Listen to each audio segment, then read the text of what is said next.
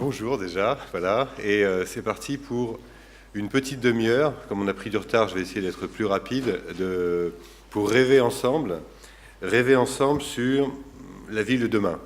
Donc l'idée, ça ne va pas être d'apporter des solutions toutes faites et des solutions d'hier, ça va être de penser sur le passé, d'où on vient, et surtout où on peut aller sur la ville positive, la Smart City.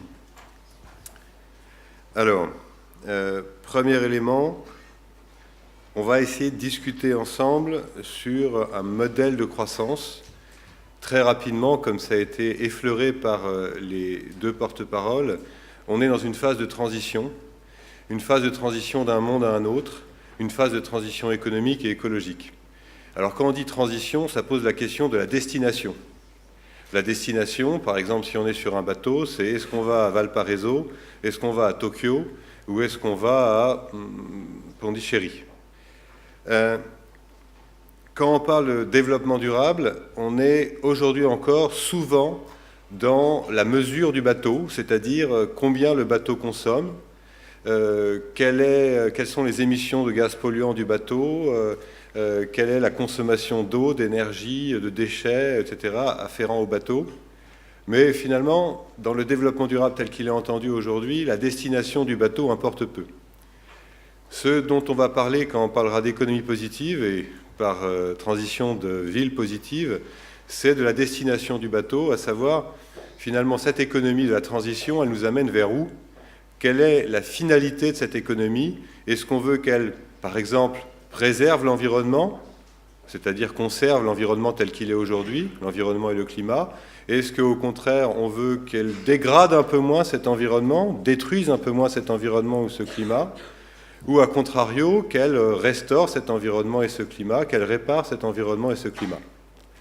Et mesdames et messieurs, c'est bien ce sujet-là dont on va parler aujourd'hui. L'ambition que l'on donne à cette conférence, à travers la ville, c'est de parler du modèle de transition en termes de destination. C'est-à-dire que si nous étions en mesure de définir précisément où nous voulons aller, est-ce qu'on veut dégrader un peu moins l'environnement et le climat? Est-ce qu'on veut conserver l'état de l'environnement et du climat tel qu'il est aujourd'hui, au niveau de dégradation atteint aujourd'hui, ou au contraire, est-ce qu'on se donne comme ambition, à travers la croissance économique, grâce à la croissance économique, au contraire, de restaurer ce capital environnemental et humain, de restaurer l'environnement et le climat? Alors très schématiquement, ça veut dire quoi? Dans le modèle de l'économie négative, vous avez le trait plein qui matérialise la croissance économique et le trait en pointillé qui matérialise le capital naturel et humain. L'économie telle qu'elle est aujourd'hui, c'est une économie qui ne mesure pas l'évolution du capital naturel et humain, à part, on va dire, les spécialistes académiques et associatifs. La réalité de cette économie d'aujourd'hui, la croissance d'aujourd'hui, c'est qu'elle détruit le capital naturel et humain. Alors pour l'instant, on se dit que tout va bien, hein, vous connaissez, jusqu'ici tout va bien. Ça nous emmène où? Certains disent demain, d'autres après-demain, d'autres après-après-demain, mais peu importe, la destination de cette économie est connue. C'est un effondrement du capital économique et du capital naturel et humain. Il n'y a aucun doute là-dessus. Alors, quelle est l'alternative aujourd'hui dominante? C'est une économie neutre, celle dont on parle fréquemment. C'est l'économie où la croissance permettrait de maintenir le niveau de l'environnement et du climat. C'est une croissance qui permettrait, dit autrement, de garder le niveau de dégradation actuel de l'environnement et du climat. Le sujet dont on parle, le sujet dont on va rêver ensemble aujourd'hui, l'ambition, la destination de l'économie, ce serait une économie dont la croissance remonterait le niveau du capital naturel et humain, c'est-à-dire qu'on pourrait imaginer avoir un capital naturel, un climat par exemple, qui reviendrait à des conditions préhumaines, préhistoriques. Donc plutôt que d'avoir pour idéal absolu, alors que vous savez que nous sommes partis à 280 parties par million de CO2 en pré-industriel, nous sommes à peu près à 395 parties par million de CO2 dans l'atmosphère, plutôt que d'avoir comme rêve absolu de stabiliser la dégradation à 450 ppm comme c'est aujourd'hui notoire, notre ambition, si vous acceptez de la partager, ce serait de revenir à 280 ppm. Revenir à 280 ppm, c'est tout simplement se donner les conditions d'avoir un avenir, de garder la civilisation, de restaurer pour ça le capital naturel et humain. Alors notre métier chez BeCitizen, très sommairement, c'est d'appliquer cette vision d'économie positive, d'appliquer cette vision pour l'instant assez utopique de restaurer le capital naturel et humain sur 5 champs d'intervention qui sont, par ordre d'apparition, énergie, efficacité énergétique, bâtiment, territoire, agriculture, finance et marque et consommation. Pour revenir au cœur du sujet ici, la ville. Alors la ville, c'est un héritage. C'est un héritage, en 2012, un héritage de quelques centaines, voire milliers d'années de construction à partir d'un nœud qui était la ville médiévale.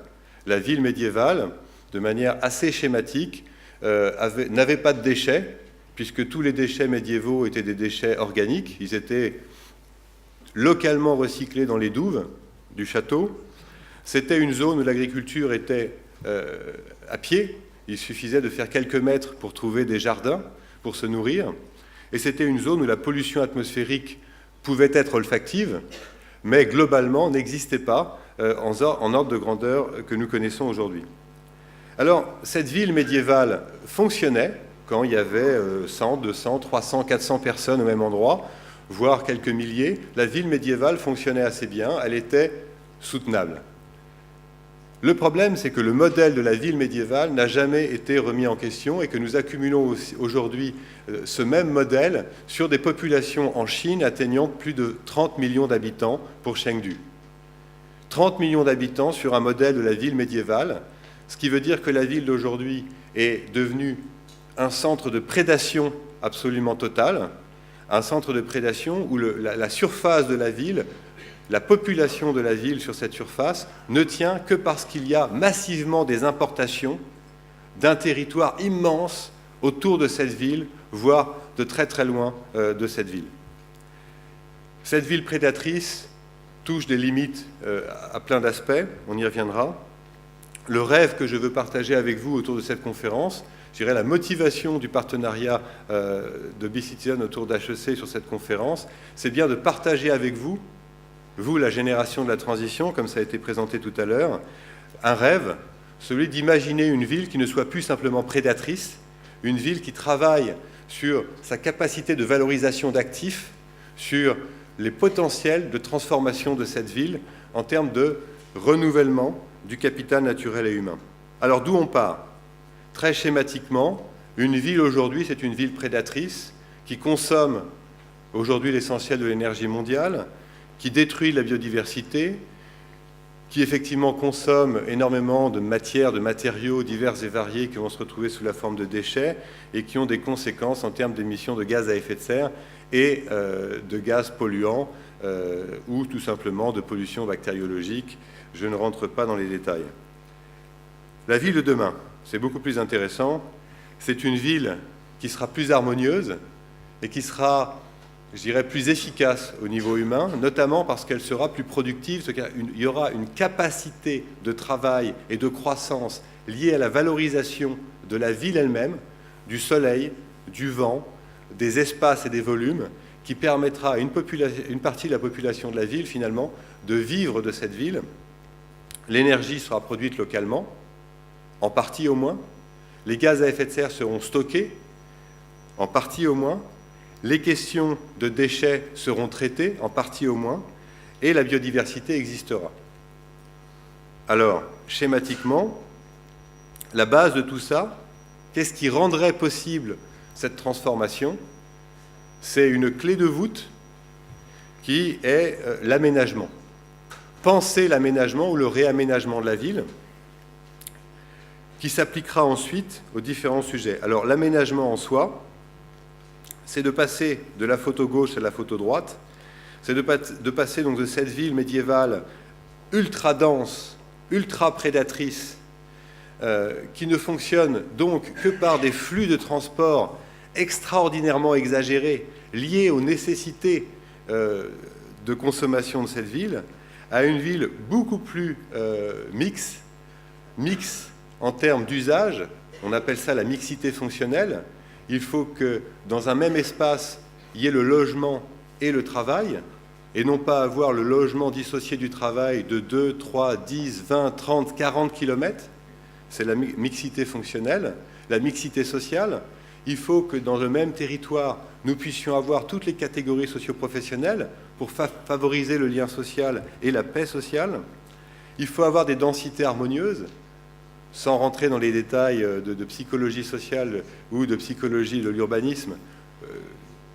Nous ne sommes pas des rats, évidemment, mais la densité, la pression humaine, la pression sociale n'est pas un facteur d'harmonie animale et humaine par transition. Un point très important qui peut paraître utopique, c'est de remettre de la végétalisation des espaces verts, des espaces d'absorption des pluies d'orage, d'absorption des calories superflues, donc de gestion de la canicule, de production d'espaces florifères, de production d'agriculture de proximité, sans doute dans une proportion de l'ordre d'un tiers. Un tiers de la ville devrait être dédié à des espaces verts, que ce soit en toiture, en façade ou au niveau du sol, et avoir des réflexions globales sur la production de tous ces espaces. La caractéristique de la ville médiévale, c'est qu'une maison était là pour se protéger des agressions, que ce soit des brigands, des loups ou du climat. Nous n'en sommes plus que là. Une maison demain pourra être positive, productive. Tout ça doit être conçu dès l'aménagement. Un des problèmes clés aujourd'hui, c'est que beaucoup d'argent sont dédiés post-aménagement. Une fois que les grandes décisions sont prises, il n'y a plus d'argent il n'y a pas d'argent. Pardon. Les grandes décisions sont prises finalement très en amont et sans argent. Et une fois que les décisions sont prises, alors la promotion immobilière intervient et est souvent victime d'un cahier des charges, de termes de référence qui ne permettent pas la ville durable, la ville smart, la ville positive. Donc premier point, pour penser la ville positive, il faut avoir les moyens de repenser l'aménagement. Et c'est un sujet politique, et c'est un sujet sur lequel, effectivement, les hommes politiques de demain auront à repenser le cadre. Deuxième point, une fois qu'on a un aménagement, on peut penser les buildings, on peut penser les bâtiments. Ce n'est pas le cœur du sujet ici, mais c'est bien de penser comment on va passer de bâtiments qui sont médiévaux, encore une fois, dont la seule fonction, c'est de se protéger des agressions, que ce soit les agressions de la pluie, du vent, des brigands ou des tremblements de terre, à des bâtiments qui, globalement, pourraient stocker du carbone dans leurs matériaux. Bah oui, on construit un bâtiment en bois, celui-ci va stocker du carbone, par nature. Construire des bâtiments qui seront tellement efficaces énergétiquement que le niveau de consommation d'énergie sera réduit à quasiment rien. En ordre de grandeur, on peut passer aujourd'hui à des bâtiments qui consomment 70-80 kWh par mètre carré. La norme, il y a encore 20 ans, c'était plutôt 200. Et rentrer dans des logiques de massification de ces transformations de bâtiments sur le neuf, et comme ça a été évoqué par les candidats tout à l'heure à la présidentielle, de rénovation du parc existant pour l'ancien monde. Petite parenthèse, nous avons la chance à HEC, notamment à MBA, d'avoir beaucoup de populations du nouveau monde, le monde émergent, le monde de demain. L'ancien monde est encore sur ces villes médiévales. Donc le sujet pour l'ancien monde, appelons-le l'OCDE. L'OCDE aujourd'hui, c'est un monde fait de bâtiments médiévaux, de villes médiévales, ces villes prédatrices, ces villes consommatrices. Le sujet pour cet ancien monde, c'est la rénovation énergétique, c'est l'efficacité énergétique. La bonne nouvelle, c'est que ça ne concerne que 1 milliard de personnes. L'autre bonne nouvelle, c'est qu'on peut construire pour les 6 milliards d'autres des bâtiments positifs directement. Le sujet d'après, c'est effectivement la production d'énergie. Une fois qu'on a conçu des bâtiments efficaces, c'est-à-dire qui consomment très très peu, le sujet, c'est qu'est-ce qu'on va en faire, qu'est-ce qu'on va faire de ces bâtiments. De manière idéale, on va les équiper d'énergie renouvelable. Ça veut dire qu'il faut avoir politiquement, légalement, le droit de les équiper en panneaux solaires et en éoliennes urbaines, ce qui n'est pas tout à fait le cas dans la majorité des pays du monde aujourd'hui, donc les règles devront changer. Mais c'est bien de se dire, une fois qu'on a réduit au maximum la consommation de ces bâtiments, alors on peut imaginer que ces bâtiments deviennent productifs. Évidemment, entre ceux qui sont à l'ombre et ceux qui sont au soleil, tous n'ont pas le même potentiel. Entre les villes au nord et les villes au sud, toutes n'ont pas le même potentiel. Entre les villes qui sont en altitude et les villes qui ne sont pas en altitude, toutes n'ont pas le même potentiel. L'idée, c'est d'avoir une approche globale d'optimisation des actifs solaires. Chaque centimètre carré qui reçoit du soleil devrait le transformer en énergie, en biomasse, ou en électricité. Le sujet est bien de donner la capacité à toutes ces villes de le devenir. On a parlé de l'efficacité énergétique, de la production d'énergie. En termes de mobilité,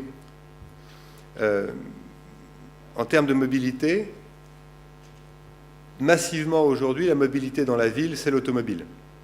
On a quelques anecdotiques ou symboliques exemples de villes qui ont fait autre chose que l'automobile, mais globalement, l'automobile, c'est le modèle de mobilité dans le monde. Au même titre qu'il va y avoir une mixité énergétique, où nous allons avoir un modèle dominant fossile, où l'énergie aujourd'hui à 80% est du charbon, du gaz ou du pétrole. Demain, on va avoir une transition avec un peu plus d'énergie renouvelable, un peu plus d'efficacité énergétique, un peu plus de X, Y, Z, on aura un mix énergétique très harmonieux, très divers. On aura la même chose au niveau de la mobilité. La ville de demain sera beaucoup plus multimodale, multimobilité. Elle sera conçue pour ça. Dans un souci d'efficacité, efficacité rationnelle sur les outils économiques, je ne pense pas que nous irons vers un monde où le baril retombera à 20 $, le baril de pétrole retombera à 20 $. La tendance est plus vers 150 $, 200 $ ou autre. À partir de là, l'usage de l'automobile deviendra un usage irrationnel dans beaucoup de cas. En compensation, il va falloir trouver d'autres usages de mobilité, et ça sera sans doute des aménagements facilités grâce aux outils web, aux outils smartphone, des outils de multimodalité, passant par des sujets qui peuvent faire rire ici, ou qui peuvent faire rire parce qu'ils peuvent sembler un peu ringards, un peu rétrogrades, mais beaucoup plus de vélos, beaucoup plus de taxis collectifs, comme c'est souvent vu dans les pays émergents. Donc un taxi qui peut porter 5-6 personnes et qui tourne en permanence, mais plutôt que d'avoir une seule personne seule, il y en a 5-7 dedans. Des logiques de lien entre ces différentes technologies de mobilité vont faire sans doute partie de l'efficience de la ville de demain. Le traitement de l'eau, je dirais, est la partie la plus maîtrisée aujourd'hui. La ville prédatrice consomme de l'eau et l'exporte loin de la ville dans des immenses stations de traitement, très consommatrice en transport, là encore, donc en énergie, en émissions de gaz à effet de serre, très consommatrice en chimie, etc. La ville de demain sera sans doute organisée autour de îlots urbains, autour donc de petits traitements de l'eau au pied des buildings, au pied des tours, au pied des quartiers, dans un souci d'efficacité et de mieux vivre aussi, parce que les îlots urbains végétaux vont favoriser l'efficacité économique du traitement, mais aussi le retour de la biodiversité, le stockage du carbone, l'harmonie climatique locale, puisque l'eau est un tampon énergétique. Donc là, on bascule d'une ville prédatrice à une ville de transformation et de gestion de l'eau locale. Sur la gestion des déchets, là encore, on s'aperçoit que la ville prédatrice induit une consommation de transport extraordinaire. Les circulations de bus, de camions pour récupérer les déchets se multiplient avec la performance de recyclage. Hier, nous avions une benne à ordures qui passait pour récupérer le tout venant dans la poubelle. Aujourd'hui, dans de plus en plus de pays au monde, pour des raisons écologiques, nous pouvons avoir 1, 2, 3, 4, 5 camions qui passent pour récupérer des poubelles différentes. C'est un mieux d'une certaine manière, c'est une transition. La destination finale dans le déchet sera sans doute, là encore, comme pour l'eau et comme pour l'énergie, une production aussi décentralisée, aussi localisée, c'est-à-dire au pied des îlots urbains, pour une partie des déchets. Les déchets à forte valeur ajoutée, tels que les déchets électriques, électroniques, qui contiennent de l'or, qui contiennent du platine, qui contiennent quantité de métaux à forte valeur ajoutée, auront sans doute intérêt à être transportés pour être bien traités dans des usines, que ce soit des déchets à forte valeur ajoutée ou des déchets dangereux, pour ce qui représente aujourd'hui 90% des volumes d'une poubelle de l'OCDE. Je pense que ça sera traité sur place. La matière organique compostée à côté des zones de traitement d'eau, dans une logique écosystémique locale. La partie des emballages plastiques à forte valeur ajoutée énergétique, mais à faible valeur ajoutée massique, auront intérêt à être brûlés sur place pour faire de l'énergie localement au niveau de l'îlot urbain. Et pour finir, avant de conclure, la proposition agricole. Il a été évoqué dans les deux films précédents, là encore, la question de la localisation, des circuits courts. Sur l'agriculture, la ville médiévale s'organisait en circuits courts. Nous consommions ce qui était produit à quelques centaines de mètres de la ville. Aujourd'hui, la ville consomme ce qui a été produit, dans certains cas, à des centaines, voire des milliers de kilomètres de la ville. C'est une situation qui est en train de se transformer. La culture est en train de se transformer, pour ceux qui veulent bien le voir. De plus en plus de développement de circuits courts agricoles se mettent en place, un peu partout dans le monde, y compris dans les pays émergents. L'agriculture urbaine, qui était une espèce de naïveté ou d'exigence de survie dans certains pays très pauvres, devient finalement un espace tampon de confort dans quantité d'espace pour manger de la qualité et pour mieux contrôler la production de la famille. Et enfin, pour boucler, la biodiversité, le passage d'une ville 100% béton à une ville un peu plus verte, pour l'harmonie des yeux, pour l'harmonie des oreilles, pour l'harmonie de l'odorat, certainement, mais aussi pour des questions de santé et bien-être. N'oublions jamais que ce qui fait la santé de l'individu, c'est sa flore bactérienne, sa flore sur la peau, sa flore, les milliards de bactéries, de champignons qui sont dans l'air, autour de nous, font que nous sommes en bonne santé. Ces bactéries, nous ne pouvons en bénéficier dans la ville que parce qu'il y a un écosystème général qui est une source de cette biodiversité, de ces bactéries, de ces spores de champignons. Une ville 100% minérale, 100% aseptisée conduirait à toujours plus de maladies. La biodiversité, qui est un concept peut-être un peu éloigné ici, mais je le lie à la santé, fait donc partie de la santé et du bien-être des individus dans la ville.